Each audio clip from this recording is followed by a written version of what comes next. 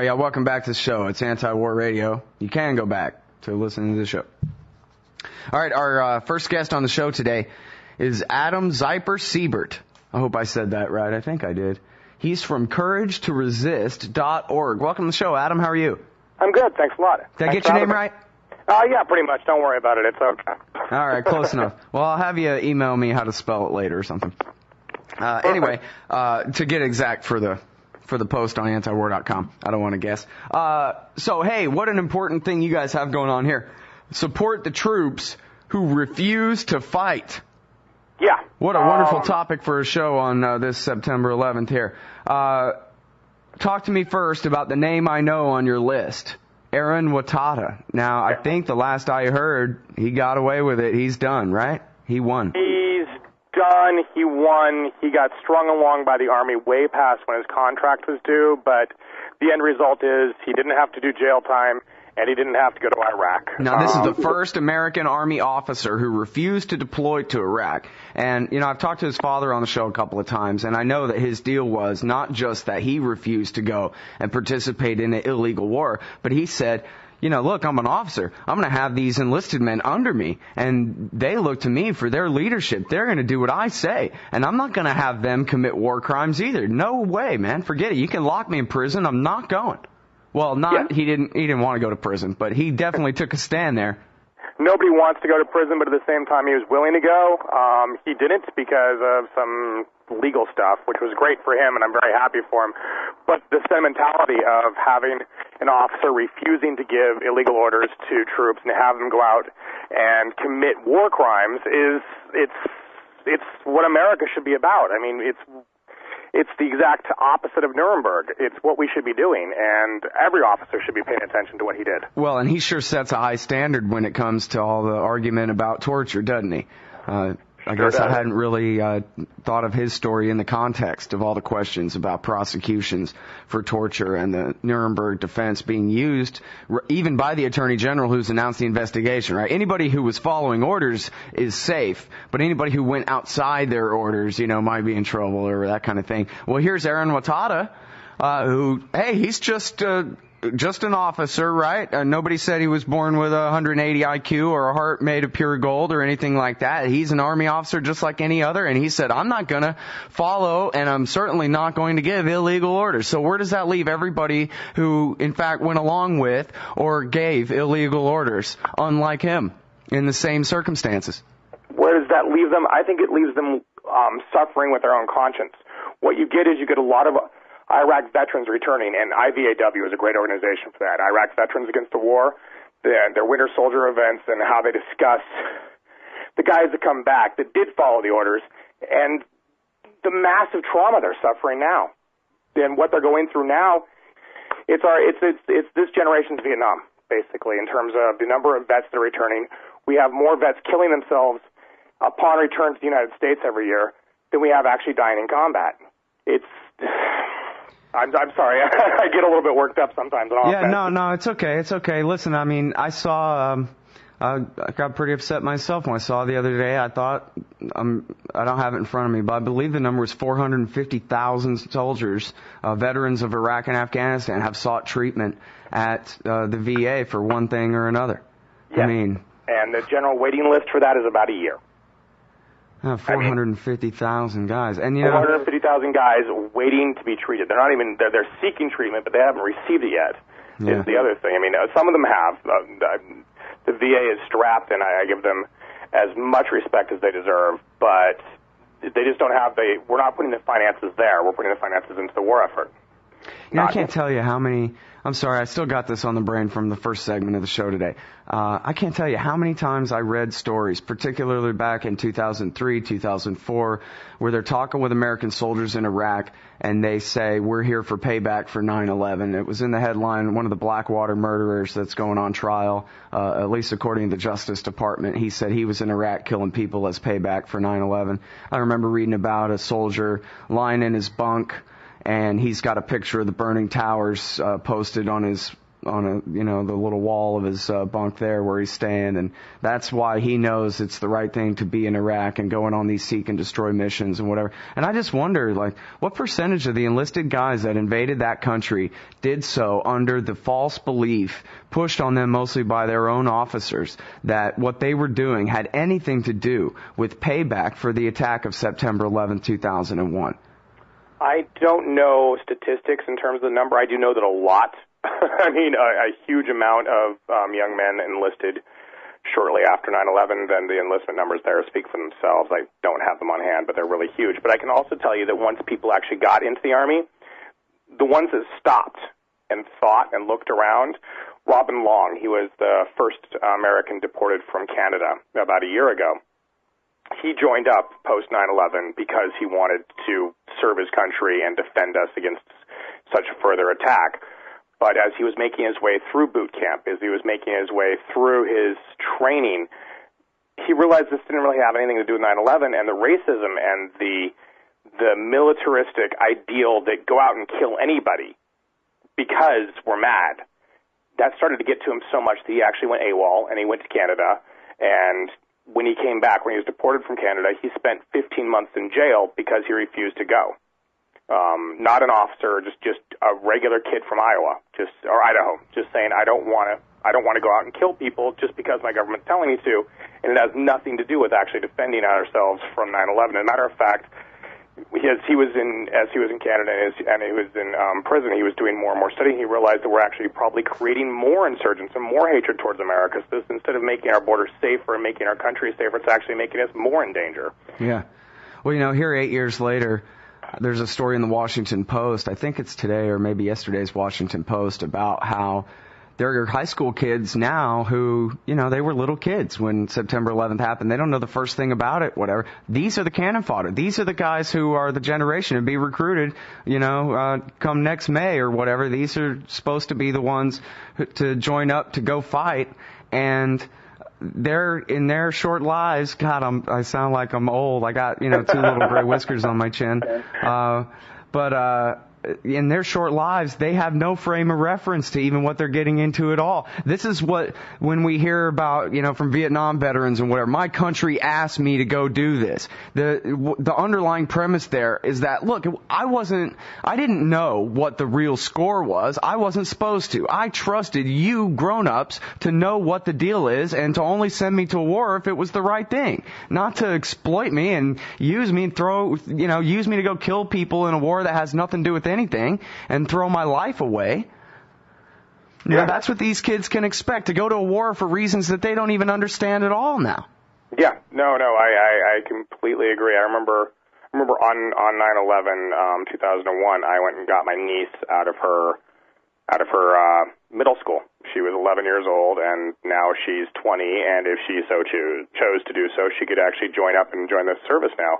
But when it all happened, she was just a little kid, and the generation we're asking to go and fight these wars, they're the 18, the 17, the 18, the 19, the 20-year-olds that we're asking to go out there and, hey, go out there and fight this war, because you remember what happened back when you were in 6th grade, right?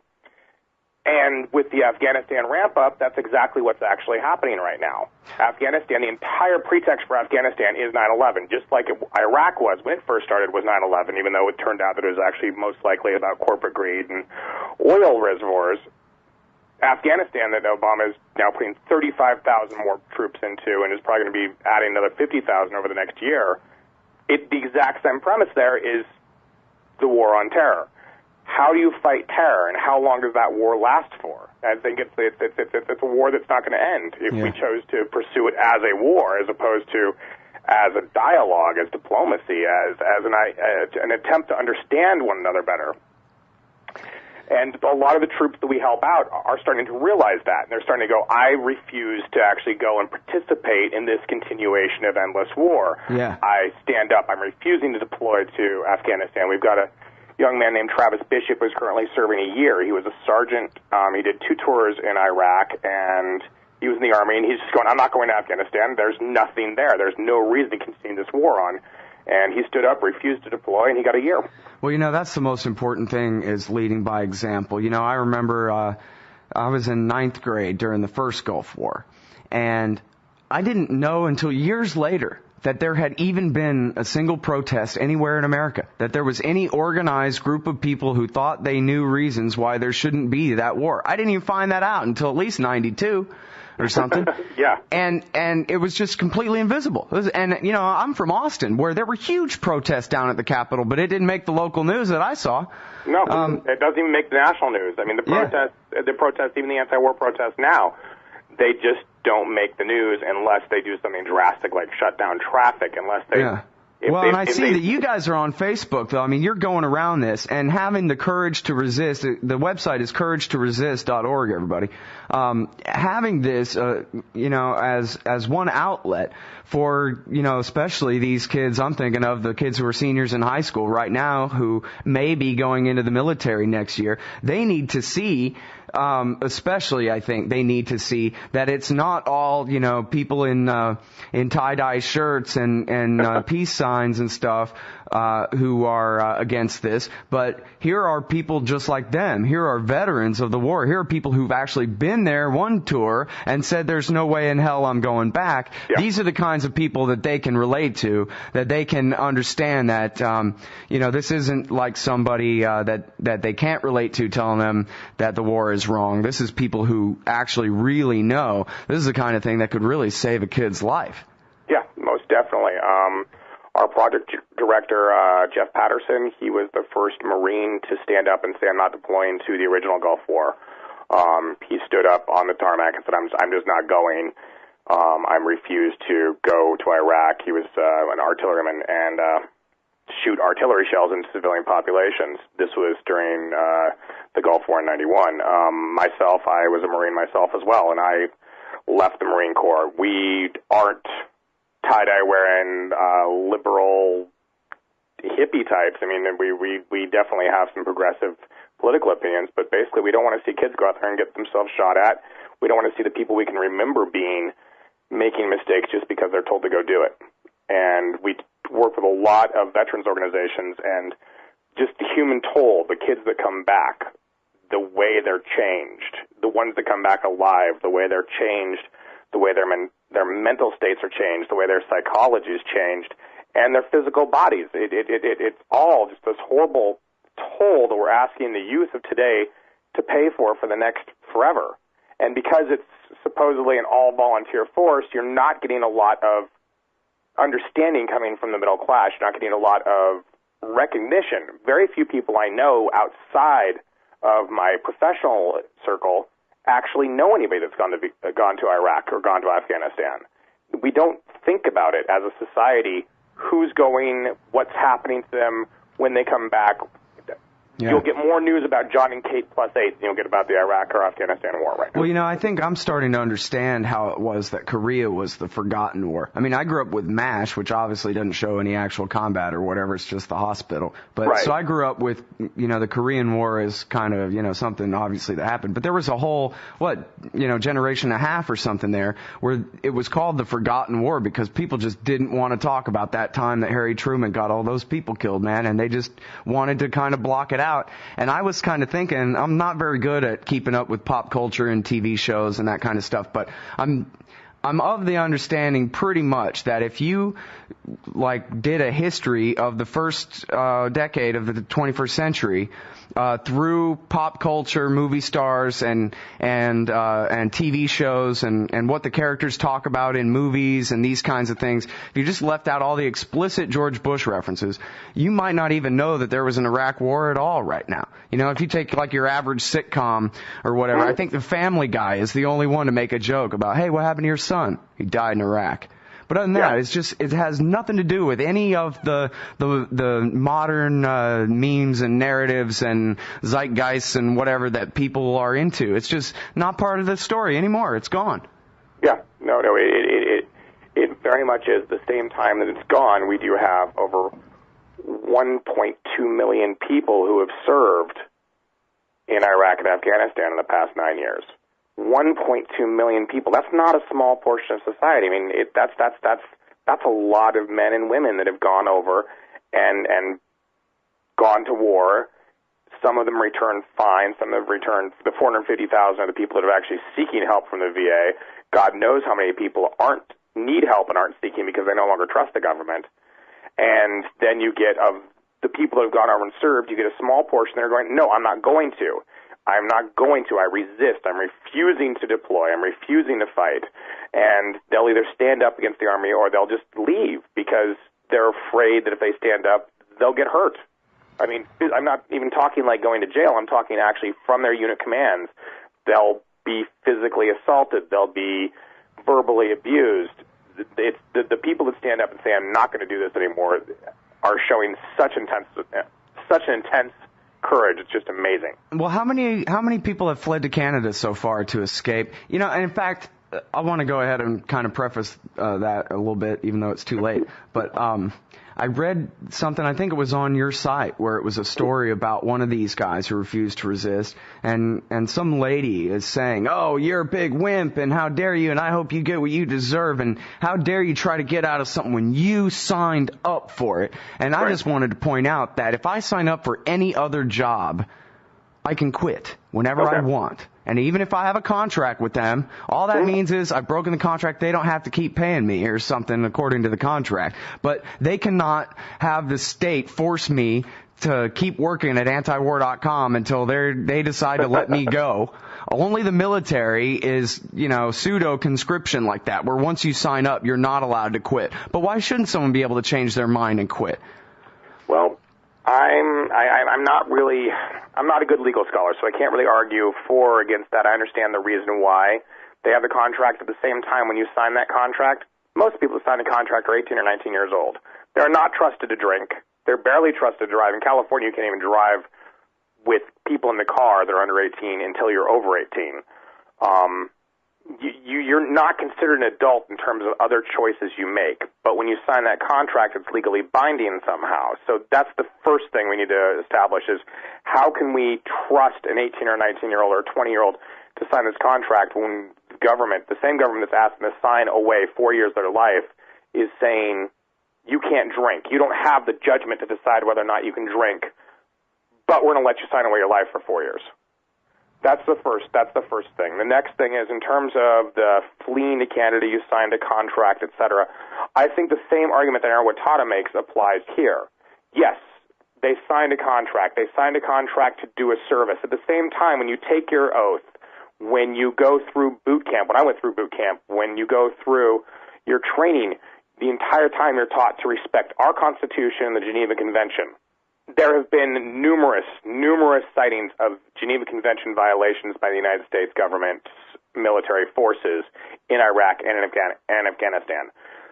The responsibility of the soldier, the Marine, the airman, the sailor in that situation is to refuse the orders. That's the responsibility that was passed down to me when I was in the Marines. That's the responsibility passed down to every service member when they go into the Marines, into the service total, is to refuse an illegal order. You're supposed to refuse an illegal order. However, if you do so in a combat situation, you're risking summary execution. You're risking a non-judicial, non under the radar punishment from your unit that could include friendly fire death. You're risking all of these. Let me stop you right there. I want to make sure I understand. When you say summary execution, you mean murder, not that it's still legal to put a soldier up against the wall for desertion right in the middle of a battle, is it? Actually, it is. It is really? legal to do that. We haven't done it in forever, but it's legal. Yeah, there hasn't been a single recorded case of that since World War I. But it is still in the military books as legal. Yeah, but as you say, there would be plenty of instances of kind of off the books enforcement of the same sort of thing. Yes, off the books enforcement, and the other thing the Army and the military in general, the Army and the Marines are the biggest people doing this right now, is they'll keep a unit together. They'll keep you and your 25, your 30 buddies together for your entire 4-year enlistment. And then they're saying, you're not going back to help the country. You're not going back to help the service. You're going back to take care of your buddies. Right. And when you put it like that, it's not even peer pressure. It's you've have this bond developed with these young men and women that you've developed through some of the most intense circumstances that most Americans can't even begin to imagine what you've gone through for 3 months, 6 months, 9 months, a year, 14-month deployments. And then they say, hey, re-enlist, or hey, don't leave. Hey, continue doing these illegal things.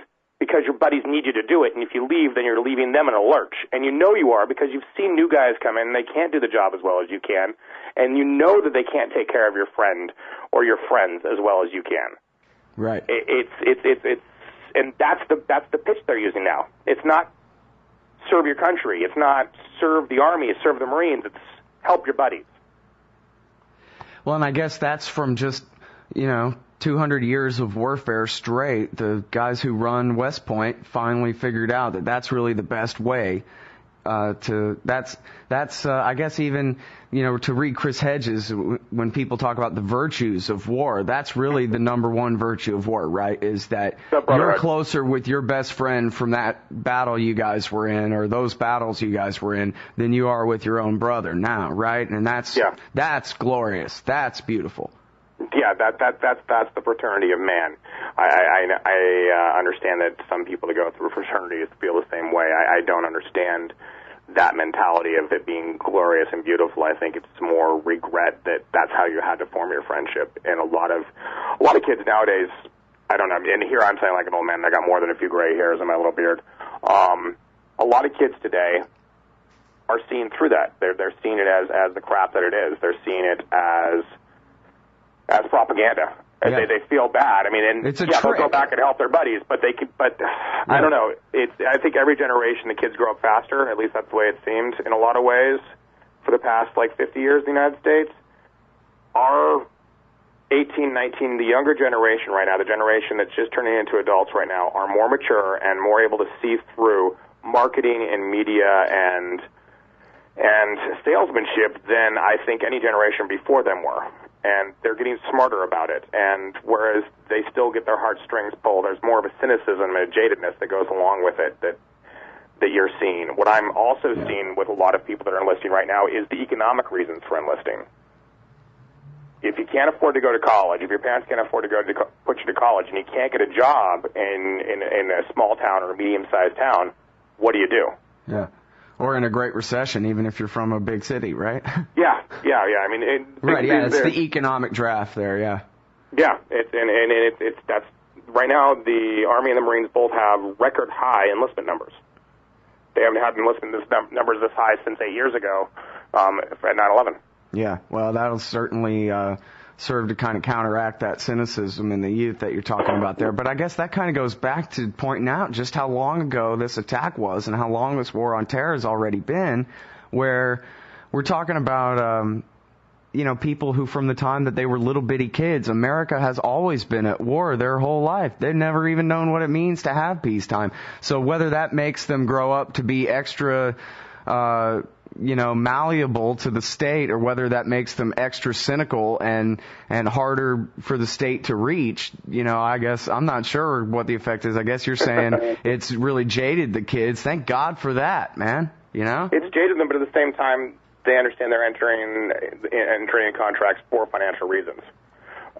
There's a guy up on our website right now. His name is Leo Church, and he was just imprisoned in Fort Lewis for a year for going AWOL right after finishing his advanced individual training to go help out his kids and his wife, who had just been made homeless by a home foreclosure. He left to go get a job that could pay for them to actually have a home. 3 kids and a wife. He left the Army so he could actually go and get them food and clothing and shelter, and now he's serving a year in prison with no pay. Yeah. I mean, it's well, it's better than killing people, right? I think so much. I agree 100% with that. And I think that a lot of the kids right now that are serving time in prison agree with that. They think they'd rather spend a year, 15 months, 2 years in prison than spending 14 months overseas killing people. I think also what you're talking about the war going on for so long, for 8 years of the war on terror, and I think it's actually longer if you go back to the Clinton administration, right, and attacks in Somalia and in response to the coal bombing in 98. But if you look at it as the war on terror, it's a war, and we're definitely in a time of war, but the way that generationally we think of war, we think of World War II, we think of the Battle of the Bulge, we think of Midway, we think of these gigantic forces moving across maps, and what we have is actually a series of what the military calls low-intensity conflict. Yeah, occupations. occupations. It's not necessarily war, it's more of an occupation. Because we don't have these huge land battles. We don't have tanks versus tanks or aircraft carriers versus aircraft carriers. We've got is 14 or 15, 19 to 25-year-old kids on foot walking through a neighborhood that's very similar to Oakland or East Dallas or the Ninth Ward in Louisiana, just in terms of being run down and but still urban, still modern. You can still see signs for Coca-Cola. You can still see cell phone kiosks. And they're walking down the street, these 13, 14 kids, looking for people with weapons that want to shoot them or looking for roadside bombs. But that's not war. That's not the war we think of when we think of war. You don't have columns of tanks marching on other columns of tanks. It's not... Well, and you wonder why people got so much PTSD. It almost, well, hell, I don't know anything about it because I knew better than to join the military when I turned 18. But not like they probably would have let me in anyway. But it seems like, the post-traumatic stress, as they call it now, the shell shock, seems like the stress of urban combat and occupation like that may be just as bad or worse than actually being in a big-ass battle and living through it. Yeah. Going through a big-ass battle also, you have a sense of right. Now, whether or not you agree with the war in particular, or whether or not you think that going tank versus tank is right, that's more of an ethical choice and a decision that you make intellectually. But I think on a very visceral, emotional level, and this is speaking with no authority whatsoever, just my own personal opinion and a little bit of experience from being in the service, when you're going tank against tank, you're fighting other soldiers. You don't have the sense of being an invader, of invading people's homes, of terrorizing women and children, and the elderly. I mean, a lot of these kids come back and they say, the worst thing I did is I kicked an entire family out of its home so we could take it over as a base, or because we were looking for insurgents, and we handcuffed them, we sent them to a prison, and I don't know what happened to them after that. But you can hear them, they get choked up when they start talking about a 9 or a 10-year-old little boy or little girl that they put in the handcuffs, who all they're doing is just screaming for their mommy. They don't understand Arabic, but it's obvious that what that little girl, little boy is saying is, mommy, mommy, mommy, mommy, mommy, help me. That right there, I think, has got to be a huge impact, whereas a tank blowing up your tank or your tank blowing up another tank, at least you have the sense that you're doing something that's equal. Yeah. Something that's not... Well, I think it was... I actually haven't read the book, but I've read all about it, and I've been told all about it. On Killing, I think it is. Where they talk about what you referred to before about how to get soldiers to do it is not to tell them about patriotism and evil and whatever, but to have them fight for each other's lives and whatever. I think he also said in there, or one of the versions I heard of this anyway, is that the shell shock a lot of times is about hate. And so that the people of Germany who got completely firebombed off the face of the earth by FDR and Churchill didn't really take it personally. Like, they basically saw that, well, the Nazis got us into this, and this is the way it goes kind of thing, and it was horrible, of course.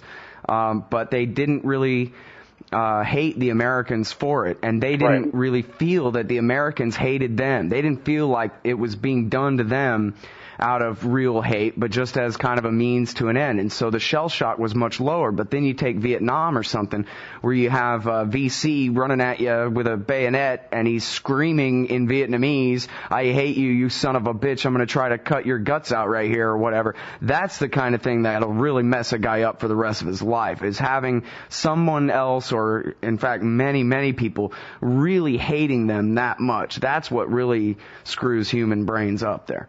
Oh, yeah. It seems like that would be the problem of occupying Iraq. Being hated and hating back also. The Army did this really interesting psychological study. World War II, 4 out of 10 men were unlikely to fire their weapon during a conflict. They just they weren't able to get past that moral roadblock that says thou shalt not kill. I mean, they were in World War II, they were heroes, they did a lot of liberation, they did a lot of great things, but 4 out of 10 were unable to fire their rifles during a combat. And post-World War II, the armed services started a new regime, a new regimen of training during boot camp and during infantry training. And a lot of it came down to yelling, kill, kill, kill, and blood, blood, blood. Maybe you've seen Full Metal Jacket. It's a pop culture reference. Sure. Right. That Marine Corps training, what makes the grass grow, blood, blood, blood. Getting men to shout that in unison. And by Vietnam, this training program had gone so much that 9 out of 10 men were firing their weapons whenever they engaged in combat, and were screaming they wanted to kill, and having this idea that killing for your country was glorious.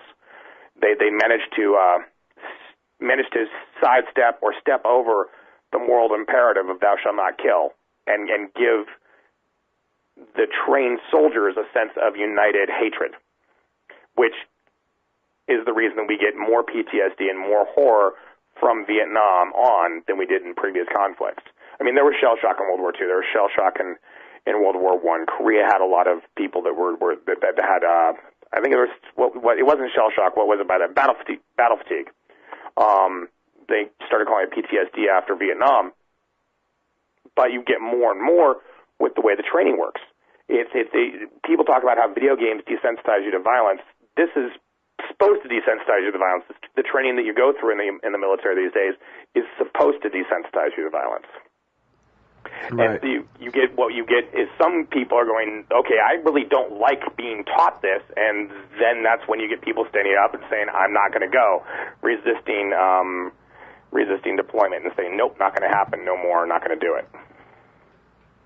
Yeah, well, in fact, there's that famous George Carlin bit about shell shock and how they kept renaming it. Mm-hmm. Yeah, that's what I was referencing. Yes. Yeah. Thank you. Well, I'm actually I'm going to try to see if I can pull this clip up here to play. Oh, here it is. I'll play this at the end of the show though, because it's pretty long. But I think that's really important. I mean, there's a science to where officers sit around and figure out how do you make a 17-year-old kid from the neighborhood into a killer, and you have to use all this engineering and all this. They've used all this practice in figuring out how it is that you can get people. In fact, Democracy Now! Had a thing last week where they talked about how the game Halo 2 or Halo 3 or whatever, one of these first-person shooter games, was developed with $1 million grant from the military, and it has a thing right on the press go button menu that says, click here to go to army.com. I guess the PlayStation 3 can get online or whatever. Click here to go to army.com, right? And they paid $1 million. The U.S. Army paid $1 million for one of these games that, kids probably from 10 and up are playing this thing. Yes. I mean, talk about the science of brainwashing people into killing for the state. It's just like that movie Toys with Robin Williams and Joan Cusack. Remember that? Mm-hmm. Yeah. It's a game, but unfortunately, it doesn't work. If it worked, we wouldn't be having PTSD. We'd have a bunch of mind-numb zombies, or we'd have a bunch of people that didn't mind what they were doing. But with 450,000 people seeking help from the VA, and only about half of them seeking help for physical disabilities, it hasn't worked. Well, although if we look at the numbers, I mean, I think you're assuming that the Pentagon cares about what happens to these kids after they've been in the war, but it does work to get them to do the fighting, right? Yeah, it works to get some to go fight. Yes, it does, and that's very sad. But in terms of taking care of them afterwards, right? That's a whole other matter. Yeah, actually, I just found the name of the guy that started doing the new training program. For any of your listeners that want to Google him, it's U.S. Army Brigadier General S.L.A. Marshall, and he served after World War II and found the number of pacifists, as they were defined, who weren't firing their weapons, and then he implemented the training program that's now in place and gets people to do all that killing and shooting that has jumped up so much from World War I and World War II. Crazy. All right, now to wrap up here, why don't you tell us one more story of some of these resistors that you have featured on your website? Again, it's courage2resist.org. What I'd like to tell you about is a group of individuals. The one we're featuring most on our website is a gentleman by the name of Dustin Stevens. However, there's a group of people in North Carolina at Fort Bragg that are part of the 82nd Airborne Division. They're called the 82nd Replacement Detachment, and they're in an in a platoon called Echo Platoon. There are 50-odd, give or take, on any given day, men that have gone AWOL or have had medical reasons for not being able to deploy that are being warehoused in subhuman conditions and being given the chance to get amnesty for going AWOL if they agree to deploy to Afghanistan. Because that's the better war than the Iraq war, is that it? Oh, yeah. Afghanistan is supposedly the good war, but I don't see how. Like we were saying, it's just a continuation of the idea that we went to war in the first place for 9/11 when everybody knows it's actually not the case anymore. But Afghanistan is still somehow considered the good war. Right now, Dustin Stevens has been warehoused there for almost 6 months. Was it 6 months there? Like 8 months, and without actually ever facing charges. He's basically being held without charges on restriction on an army base. Well, does he have a lawyer? Oh, yeah, we've got him a lawyer. He's not an enemy combatant or anything, is he? No, not at all. No, he was a kid that was in the 82nd Airborne who said, I don't want to fight anymore. Well, how is it that he is still sitting there not facing charges? Is there no recourse yet in a civilian court to make the military court get into gear here, or what? Basically, we've been helping him out. You can read about it on our website at www.couragetoresist.org. We've been helping him out, and now he's actually got a lawyer and he's actually getting charged. But there have been people in that same platoon that were there for over a year with no charges. This is some blatant constitutional ignoring of the idea of a speedy trial. They say, we don't want to fight. Okay, fair enough. You don't want to fight here, go to jail. Instead, they're going, okay, you stay here. Well, we're going to hand you over to some guys that are going to treat you like crap, going to wake you up with garbage cans and splash water on you, and you're going to live in these buildings that should have been condemned a long time ago. You have to live there because we're the Army and we say so, and we're not going to do anything for you. So we've been working together with the gentleman in Echo Platoon. We've been working together with some lawyers and some support groups, and we're trying to get things changed. We've been publishing articles online and in progressive news outlets, and it's actually starting to change for the better. So that's one way that we actually help impact the gentlemen and women who choose to fight, refuse to fight, choose to resist. Oh, my goodness. My words get all mumbled. Yeah, no, we know what you mean. No, and that is really good, too, that these guys that there is some place where they can get a helping hand. And again, I think it's so valuable that you guys are leading from the front, by example on this kind of thing. And showing people, it is the courage to resist. It's not about, being a wimp and refusing to go because you're scared. It's about being brave enough to stand up to your military bosses and tell them no when they're trying to get you to do what you know is wrong. Exactly. So, right on, man. Well, thanks a lot, Adam. I really appreciate your time on the show today. Thank you very much. You all take care now.